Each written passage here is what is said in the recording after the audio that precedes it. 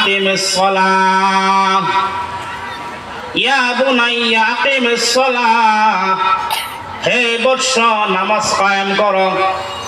এক নম্বর নসিহত কি? নামাজ কায়েম করো। ইয়া বুনাইয়া, বুনাইয়া এর মূল শব্দ ইবনুন, অর্থ সন্তান, ছেলে। ইবনুন থেকে তাসগীর করে বুনাইয়া বলা হয় আদরের জন্য, স্নেহতা বোঝানোর জন্য।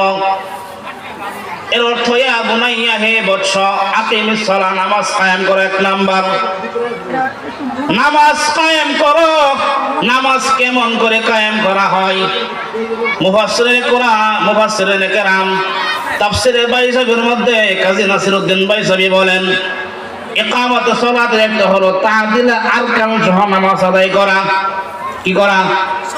তা'দিলে আরকান সহ নামাজ আদায় করা, অর্থাৎ নামাজের মধ্যে তাড়াহুড়া না করা, রুকু করা ধীরস্থির ভাবে, সেজদাগুলো ধীরস্থির ভাবে করা, কাওমাগুলো ধীরস্থিরতার সাথে করা, কিরাতগুলো ধীরস্থিরতার সাথে পড়া, তাড়াহুড়া না করা। আমরা তো নামাজ পড়ি রুকু থেকে কোনাকুনি সেজদায় চলে যাই কিনা? এটা তা'দিল আরকান না, বরং রুকু থেকে সোজা হয়ে দাঁড়ানো, এরপর এখান থেকে আস্তে আস্তে সাজদায় যাওয়া, এটা হলো তা'দিল আরকান। তাসবিহাত গুলো আস্তে আস্তে ধীরস্থিরতার সাথে পড়া। ইকামতের সালাতের অনেকগুলো অর্থ, এটা একটা অর্থ বললাম আমি।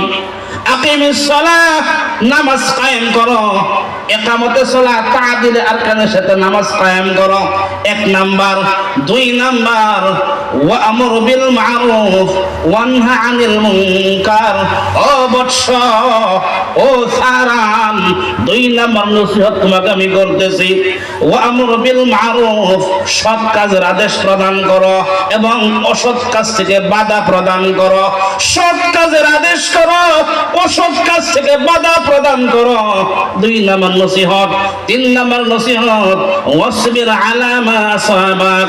তাফসীরে কুরতুবীর মধ্যে বলেন, এই আয়াতের ব্যাখ্যায় ইমাম কুরতুবী বলেন, আই আলা মুসিবাতিদ দুনিয়া কাল আমরাজ গায়রিহা।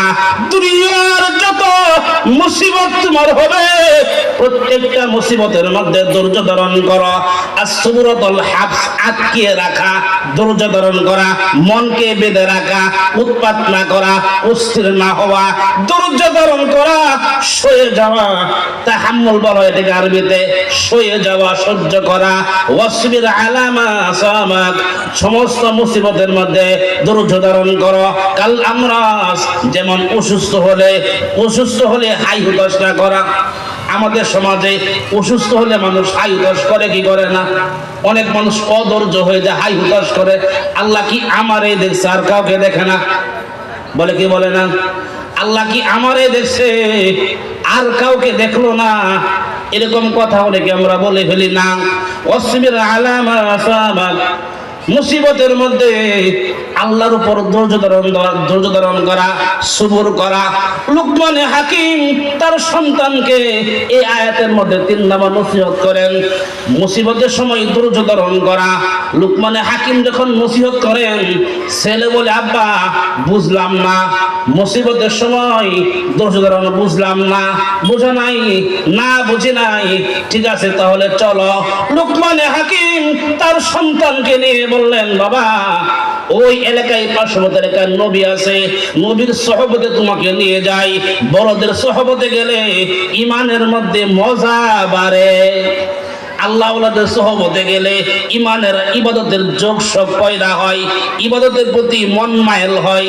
যাও, তোমাকে নবীর সহবতে নিয়ে যাই। নবী হয়তো বা বললে তোমার সহজে বুঝে আসবে। নবীর সহবতে যাওয়ার জন্য লুকমান হাকিম তার সন্তান সাবানকে নিয়ে রওনা দিলেন।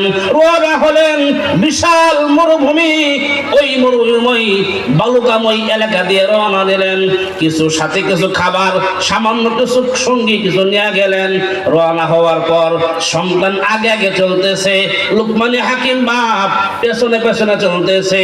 চলতে চলতে চলতে চলতে যখন মাঝ পথে চলে গেছে, ওই সময় সন্তান যখন চলতেছে, হাঁটতেছে বালুর উপর দিয়ে, হঠাৎ করে একটা মরা একটা প্রাণী বা একটা জন্তু, একটা হিংস্র কোনো প্রাণী, এই সমস্ত কোনো প্রাণীর মরা তার গলার হার তার পায়ে লেগে গেছে, পায়ে বিদার পর নিচ দিকে লাগছে, উপর দিক দিয়ে বের হয়ে গেছে ওই মরা প্রাণীর হার।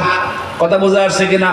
মরা প্রাণীর হার নিচ দিকে ঢুকে উপর দিক দিয়ে বের হয়ে গেছে।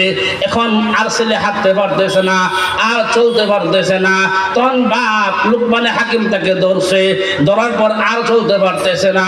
লুকমানে হাকিম এমন সামর্থ্য নাই, এমন শক্তি নাই, তার সন্তানকে কোলে করে নিয়ে এই মরুভূমি পার হবে। এখন এখানে কেউ নাই, একদম নীরব মানবহীন এলাকা, মরুভূমি। কি করবে? তাবু গাড়ছে এখানে।